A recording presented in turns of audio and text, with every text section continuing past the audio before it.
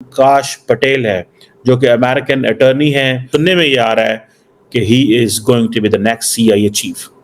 If he is going to be the next CIA chief, तो imagine करें कि पाकिस्तान के अंदर एक Indian American will come as a CIA chief. अब ये तो नहीं कह सकते कि हम उसको रिसीव नहीं करेंगे। डोनाल्ड ट्रंप को की पॉइंट पता था कि मैं इस बात पे करूंगा, कायम रहूंगा कि मैं बार बार हिंदुओं की बात करूंगा, मैं बार बार मोदी का नाम लूंगा। विवेक रामास्वामी की भी बात हो रही है कि वो भी इंपॉर्टेंट पोजीशन में आ सकते हैं। हो सकता है he could be the next secretary of state. जब पाकिस्तान के प्राइम मिनिस्टर शहबाज शरीफ ने ट्वीट करके ट्रंप को मुबारकबाद देना चाहिए, तो इलोन मस्क की जानिब से इनकी ट्वीट को बैन कर दिया गया। इंडिया के साथ आप क्या कंपैरिजन करते हैं? बिल्कुल हमारा कंपैरिजन नहीं है। किसी भी शोबे में हकीकत को जाने, ख्याली जो जज्बे हैं ना आपके, वो ढेर हैं आपके। कभी भी नहीं जरूरत पड़ेगी शहबाज शरीफ की कॉल करने की, और ना ही करेगा, और ना जरूरत पड़ेगी ना ही करेगा।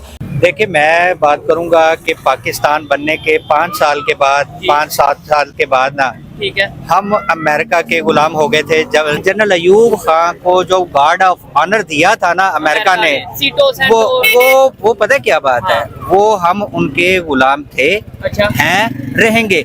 दोस्तों, अगले 4 साल तक भले ही ट्रंप पाकिस्तान ना जाए, भले ही ट्रंप पाकिस्तान के पीएम से फोन पे बात ना करे, लेकिन जो सीआईए चीफ हिंदू होगा, जो सेक्रेटरी ऑफ स्टेट हिंदू होगा, और जो बड़े बड़े पदों के ऊपर हिंदू बैठे होंगे, वो तो पाकिस्तान जाएंगे।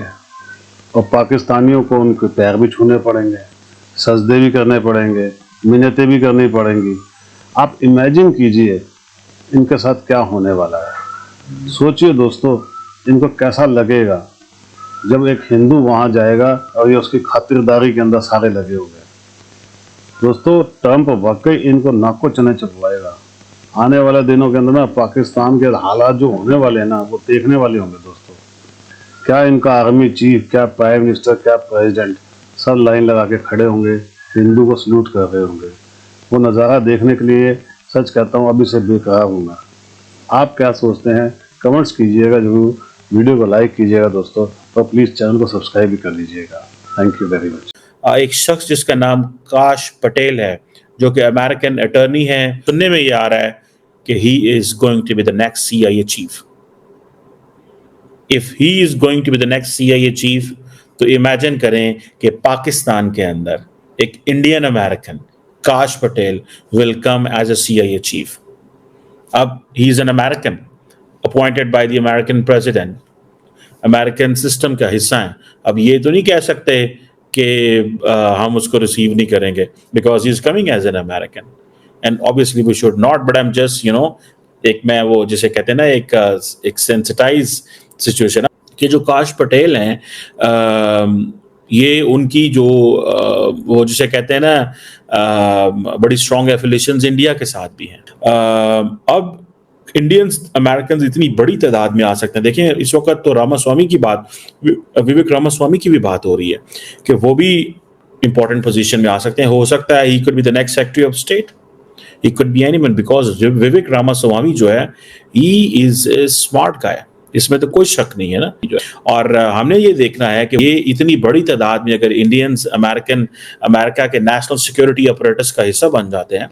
एक क्वेश्चन है कि if Indian Americans are in senior positions in the United States, तो जो इस वक्त इंडिया और अमेरिका का there is a thaw on this Pannu case, तो उस पे आप क्या समझते हैं? They can give them some sort of a clean chit?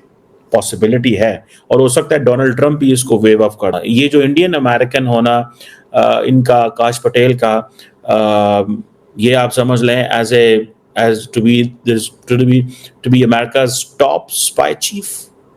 आप इमेजिन नहीं कर सकते कितनी उनके पास चीज़ें होती हैं। हमारे पाकिस्तानी उधर आपस में लड़ते रहते हैं, अपने ग्रुप बनाए हुए हैं, एक इमरान खान ग्रुप, एक एंटी इमरान खान ग्रुप, एक प्रो इमरान खान ग्रुप, एक फ़ौज के हक में है, एक फ़ौज के खिलाफ में है। And Indians, they have a clear direction, and that direction is कि हमें मिल के काम करना है for making India great। जैसे वो ट्रम्प कहते हैं ना, मेकिंग अमेरिका ग्रेट, ये वो कहते हैं। ये चीज़ है कि व्हाइट हाउस के अंदर इंडियंस जो हैं, दे कैन मेक इट। और अगर रामास्वामी जो हैं, वो आ जाते हैं स्टेट डिपार्टमेंट में, डिफेंस में, और somewhere where Donald Trump really believes कि मुझे डिफेंड करना है अपने केस को, बिकॉज डोनाल्ड ट्रंप बड़े इम्प्रेस्ड हैं रामास्वामी की लॉजिक से। He is impressed with Ramaswamy कि वो हमेशा कोई गैर जरूरी बात नहीं करता। He is on the point, to the mark, straight forward, hitting the, वो जैसे कहते हैं ना, टू हिट द नेल। ये अगर इन केस स्वामी जो हैं वो डिपार्टमेंट ऑफ होमलैंड सिक्योरिटी सुने उन्हें मिल रहा है, ये इसके ऊपर बात हो रही है, तो आप इमेजिन कर लें कि क्या हो सकता है। तुलसी गबार्ड जो है वो जिसे कहते हैं ना, she is being considered as important player, ये जो ट्रांजिशन आएगी। और इसमें ये भी है कि ये जो काश पटेल जो है, if he is picked as a CIA head, तो ये समझ लें कि उसके व्यूज़ जो है राम मंदिर के बारे में बड़े अच्छे थे, PM मोदी के बारे में अच्छे थे। तो कई लोग इसको एंटी लॉबी भी आ सकती है बीच में, डेमोक्रेट्स या विद इन द और देन एक और भी सवाल है, Donald Trump largely there is a history इसके पीछे है कि डोनाल्ड ट्रंप जो है या तो he will go for the Indians और द वाइट्स। हमारे जो वजीर आजम साहब हैं वो सिर्फ डर डर के ना एक महदूद से लफ्ज़ लिखकर डोनाल्ड ट्रंप साहब को मुबारकबाद दे दें। अगर उसी तरह हम दूसरी तरफ जाएं और इंडिया की बात करें तो नरेंद्र मोदी उनको डायरेक्टली कॉल करके मुबारकबाद दे रहे हैं उनको। देखिए मोदी ने मौके के ऊपर, इसको कहते हैं भाई चौका लगाना, मोदी ने कॉल की, मुबारकबाद दी। और ये मैं बिल्कुल वसूख के साथ बता रहा हूँ, ये कोई एवं बात नहीं है, बिल्कुल अपनी 100% गारंटी के साथ बात कर रहा हूँ कि नरेंद्र मोदी ने डोनाल्ड ट्रंप को ये कहा है कि भाई आपने हमारे साथ डिफेंस के ऊपर भी आपने हमारे साथ ताउन करना है, आपने हमारे पावर सेक्टर में हमारे साथ भी ताउन करना है, और आपने इकोनॉमी हमें और ज़्यादा सपोर्ट करना है। ये देखिए पहले दिन की बात है अभी। और मैं कहती हूँ आप यहीं से देख लें कि नरेंद्र मोदी ने देख लिया है, उन्होंने कहा है कि हमने इन सेक्टर पर काम करना है, अमेरिका के साथ ताल्लुकात बेहतर से बेहतरीन करने हैं। देखिए यही तो बात होती है कि इकोनॉमिकल पावरफुल बंदा ये बात कर सकता है, और हमारे वजीर आजम जस्ट कॉल भी नहीं कर पा रहे। कोई भी, हम फिर आज़ाद तो ना हुए, हम तो वही गुलाम हो गए। फिर ये तो गुलामों वाली बात हो रही ना। क्यों हम पे खुद पे बिलीव नहीं है, क्यों नहीं हम कर पा रहे भाई अपने फैसले अपने मुल्क में, क्यों नहीं कर पा रहे? चाहे वो नवाज का, चाहे वो शहबाज का, चाहे वो जद्दारी का, फजलुर रहमान का, चाहे वो मरियम का, बिलावल का, हमारे मुल्क के अंदर फैसले होने चाहिए भाई। डोनाल्ड ट्रंप आज से 1 साल पहले किधर खड़े थे? दुनिया का कोई भी मीडिया एंकर पर्सन कोई भी मुझे बता दे कि उसकी जीत के रेशो जस्ट 14% थे। और माइक जो उस वक्त जो बाइडन की पार्टी थी क्योंकि उस वक्त तो यही बज़ाहिर लग रहा था कि बाइडन ही दोबारा इलेक्शन में खड़े होंगे। ये तो एकदम उनका चेंज आया, डेमोक्रेट ने चेंज किया और कैमला हैरिस को लेके आए, तो उम्मीद यही कर रही थी कि बाइडन दोबारा आएंगे इक़्तिदार में, लेकिन ऐसा नहीं हुआ। उनकी आवाम ने वोट दिया अपने इदारों के खिलाफ, अपनी अदालतों के खिलाफ, उन्होंने इदारों के खिलाफ खुलेआम बगावत की एज ए बैलेट के ज़रिए।